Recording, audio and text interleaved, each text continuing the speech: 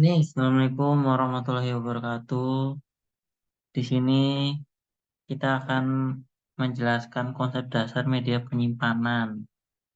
Ya, di sini ada Chandra Nugraha, ada Adi Dharma. Yoi.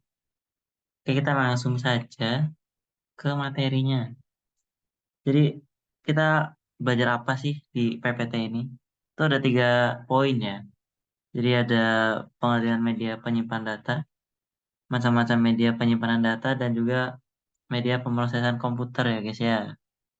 Lalu untuk slide selanjutnya kita awal dari pengertian dulu nih. Jadi media penyimpanan itu adalah data komputer yang meliputi media magnetik, optik, dan awan yang berperan penting dalam menyimpan dan mengelola data digital pada perangkat komputer. Awan itu maksudnya itu cloud storage ya. Oke. Oke, lalu berikutnya macam-macam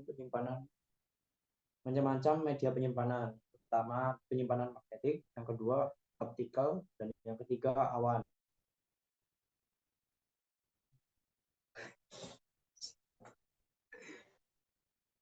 Penyimpanan magnetik.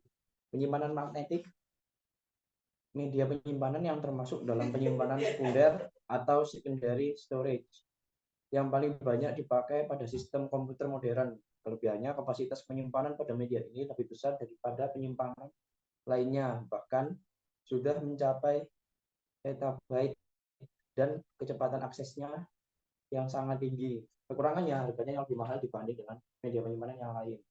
Cara kerjanya adalah pada saat disk digunakan, motor drive berputar dengan kecepatan yang sangat tinggi. Ada sebuah red white head yang ditempatkan di atas permukaan piring tersebut.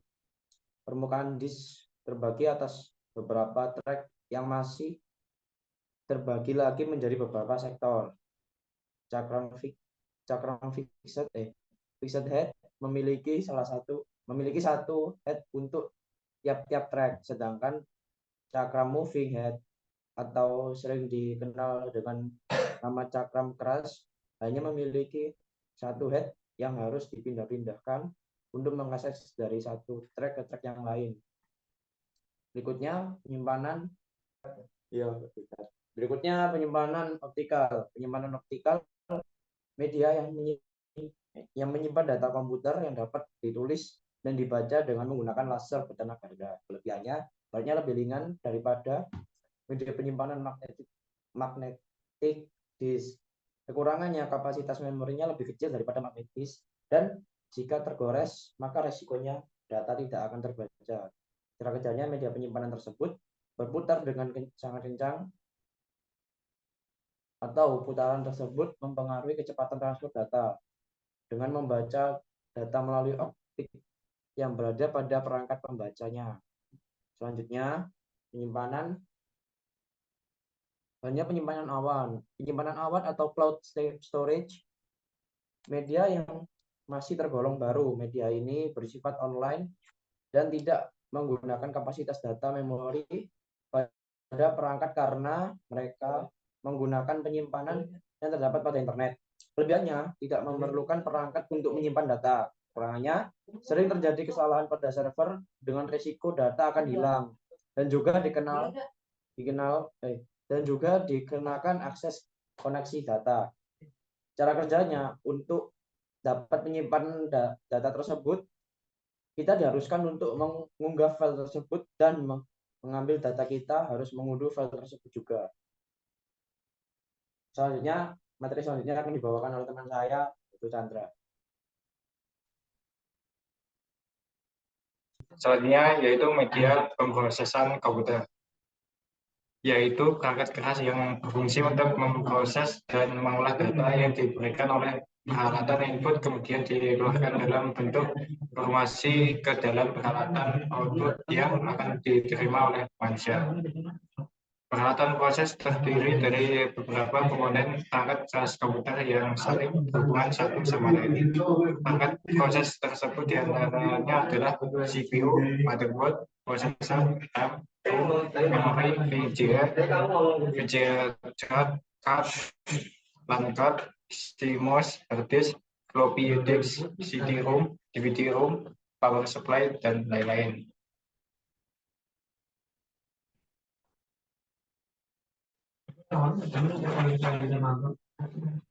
Selanjutnya yaitu CPU. CPU yaitu unsur yang paling penting dari sebuah sistem komputer.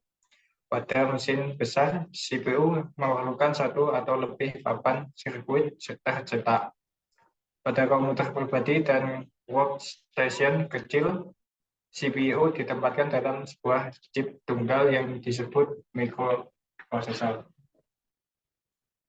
Selanjutnya, motherboard. Pusat pengendali yang mengatur kerja dari semua komponen yang terpasang padanya. Mengatur pemberian daya listrik pada setiap komponen PC, lalu lintas data semua diatur oleh motherboard, mulai dari peranti penyimpanan atau hard disk CD-ROM, peranti masukkan data atau keyboard, mouse, scanner, atau printer untuk mencetak. Ya, lalu di sini ada pengertian peralatan penyimpanan data.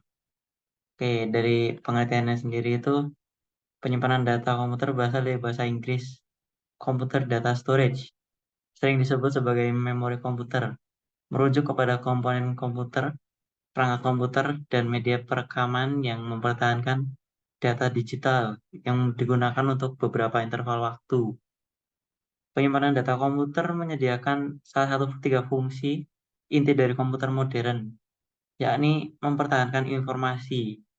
Ia merupakan salah satu komponen fundamental yang terdapat di dalam semua komputer modern dan memiliki keterkaitan dengan mikroprosesor dan menjadi model komputer yang digunakan semenjak 1940-an. Oke, ini agak tidak kelihatan. Jenis peralatan penyimpanan data. Peralatan penyimpanan data dikategorikan menjadi dua, yaitu penyimpanan data internal dan penyimpanan data eksternal. Lalu ada penyimpanan data internal ya. Memori jenis ini diakses secara langsung oleh prosesor. Memori internal memiliki fungsi sebagai pengingat. Dalam hal ini, yang disimpan dalam memori utama dapat berupa data atau program. Menyimpan data yang berasal dari peranti masukkan sampai data dikirim ke ALU atau Arithmetic and Logical Unit untuk diproses. Menyimpan daya hasil pemrosesan ALU sebelum dikirimkan ke peranti keluaran. Menampung program atau instruksi yang berasal dari peranti masukan atau dari peranti pengingat sekunder.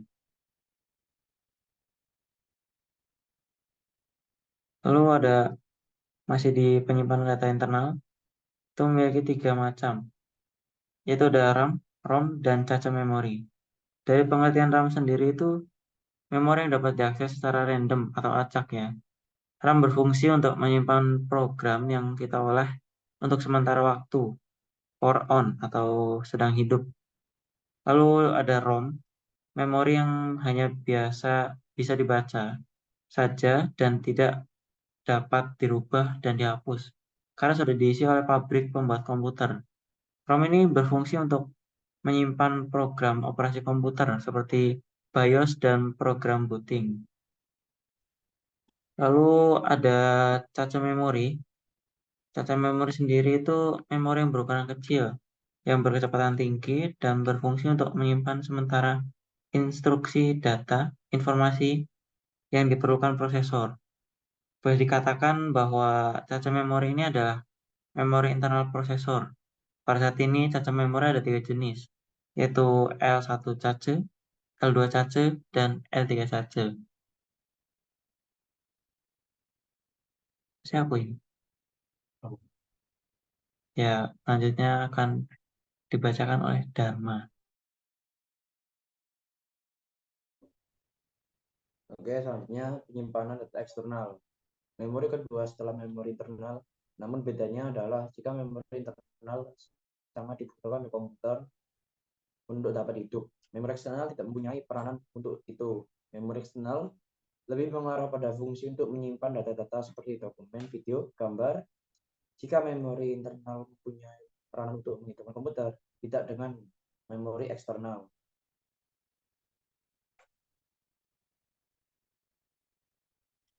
Contoh memori eksternal adalah hard disk, Blu-ray, floppy disk, VGA card, flash disk, dan cloud storage.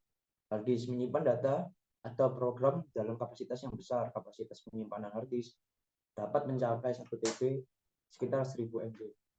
Yang kedua, Blu-ray, media penyimpanan data yang dikeluarkan oleh perusahaan Sony. Satu keping Blu-ray disk single layar bisa menampung 25 GB, sementara untuk 2 layar bisa menampung 50 GB.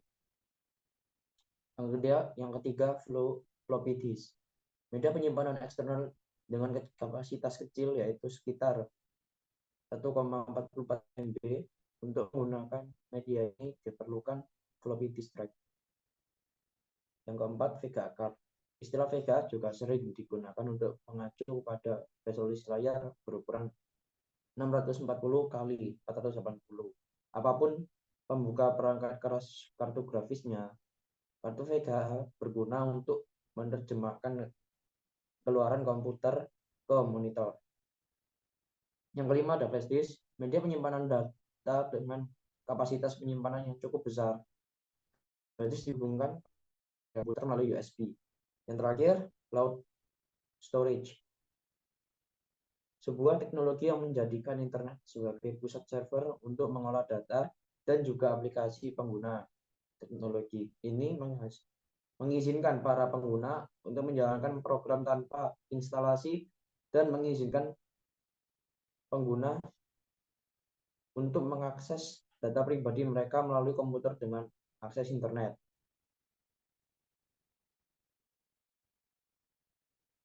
Yang selanjutnya dibacakan oleh teman saya, Chandra.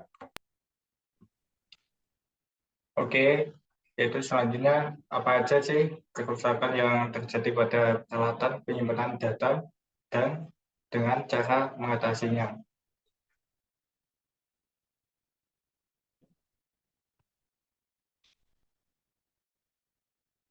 Trouble shooting. Di dalam proses tidak jarang akan terjadi suatu trouble shooting yang terjadi mulai dari proses partisi sampai dengan instalan. Antara lain, yang pertama media penyimpanan seperti boot record rusak, pad rusak, boot directory rusak, dan jika terdapat bad sector.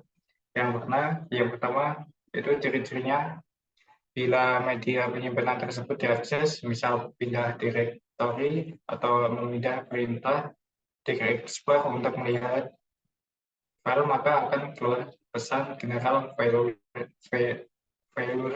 reading drive N. N adalah nama drive, bisa A atau C. Yang kedua, PID rusak. Ciri-cirinya yaitu bila suatu file cara dengan perintah terus misal type nama si file, akan muncul pesan kesalahan seperti file election table bed drive N. Yang ketiga, root directory rusak. Ciri-cirinya yaitu bila dilakukan perintah di ER akan ditampilkan kesalahan seperti data error reading drive N about retry file, atau bisa juga ditampilkan pesan general failure error reading drive and file.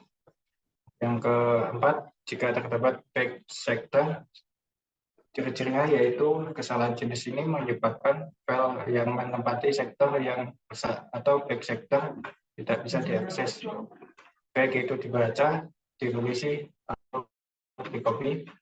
Bila file tersebut diakses, maka komputer akan memberikan pesan kesalahan seperti error reading drive N about retry.